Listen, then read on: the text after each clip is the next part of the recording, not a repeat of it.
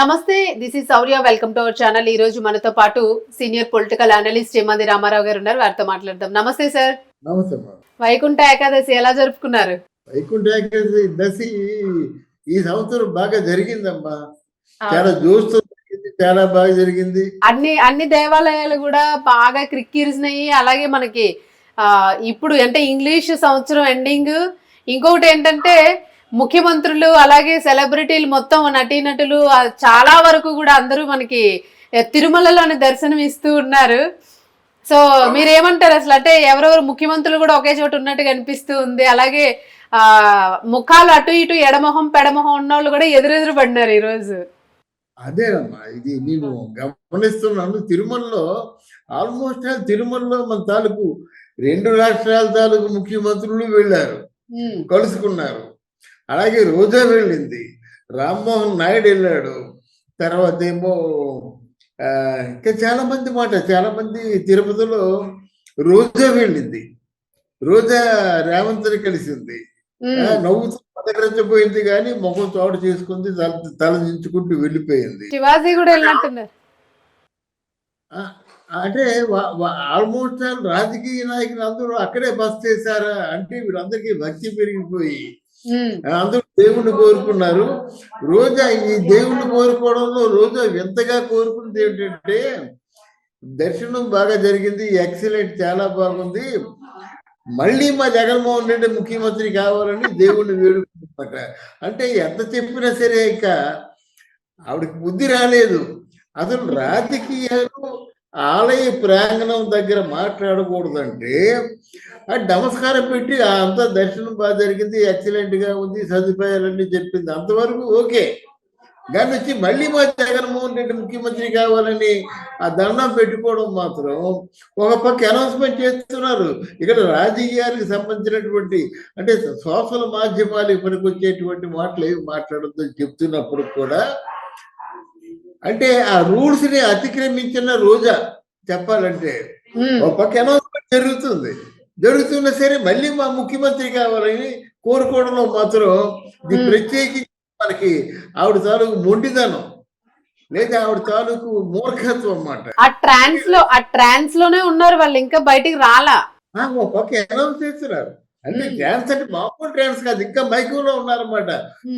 ముఖ్యమంత్రి అయిపోతాడు జగన్మోహన్ రెడ్డి, మళ్ళీ వస్తాను, మళ్ళీ దర్శనాలు చేయిస్తాను, మళ్ళీ తిరుమల కొండతో తిరుమల గుడితో నాకు సంబంధాలు బాంధవ్యాలు ఉంటాయి, అలా ఉండేలా చేయాలి స్వామి అంటుంది. మరి ఆ స్వామి తెలీదా రోజా ఏమి చేసిందో? అంటే చేసినటువంటి మహత్కార్యాలన్నీ కూడా స్వామి తెలుస్తుంది కదా. ఇక్కడ నా ప్రశ్న ఏమిటంటే మీరు రాజకీయ పరమైన మాటలు మాట్లాడొద్దు, సాంఘిక మాధ్యమాలకు ఉపయోగపడేటువంటి సమాచారాన్ని ఏది కూడా మాట్లాడకూడదు అని చెప్పినప్పుడు మళ్ళీ మా జగన్మోహన్ రెడ్డి ముఖ్యమంత్రి కావాలని కోరుకోవడం రోజా తాలూకు మూర్ఖత్వానికి పెద్ద నిదర్శనం.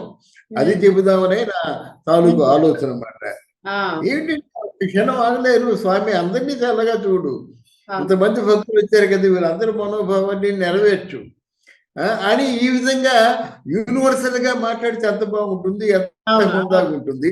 అదేది లేకుండా మళ్ళీ మా ముఖ్యమంత్రిని మరో 30 సంవత్సరాలు ముఖ్యమంత్రిగా ఉండాలని చెప్పి కోరుకుంటే అభ్యంతరం ఏముంది? ఇంట్లో కోరుకో, నీ గదిలో తెల్లవారులు కోరుకో. ఇది వైకుంఠ ఏకాదశి మాట. అంటే అంటే ఒక పుణ్యం సంక్రమించేటువంటి శుభ సందర్భంలో ఆ మాటలు మాట్లాడుకోవడం ఎందుకు? జగన్మోహన్ రెడ్డి ముఖ్యమంత్రి అయితే నీకెందుకు, ఇంకెవరైనా ముఖ్యమంత్రి అయితే నీకెందుకు?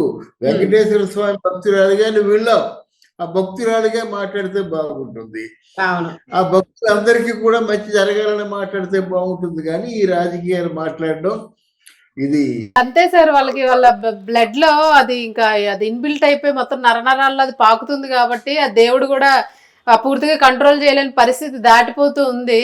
సో ఇంక అట్లానే ఉంటాయి. మొత్తానికి వైకుంఠ ఏకాదశికి మాత్రం అందరు నాయకులు అలాగే సెలబ్రిటీలు కూడా సందడి చేశారు. అది సందడిగా ఉండడం, పలకరించుకోవడం, నాయకులు అందరూ అక్కడే ఉండడం, ఆల్మోస్ట్ ఒక సినిమా స్టార్స్ అందరూ ఒక చోట కలుస్తారు చూసారు ఈవెంట్ కి, అలా ఉండడం చాలా ఆశ్చర్యం కలిగించింది.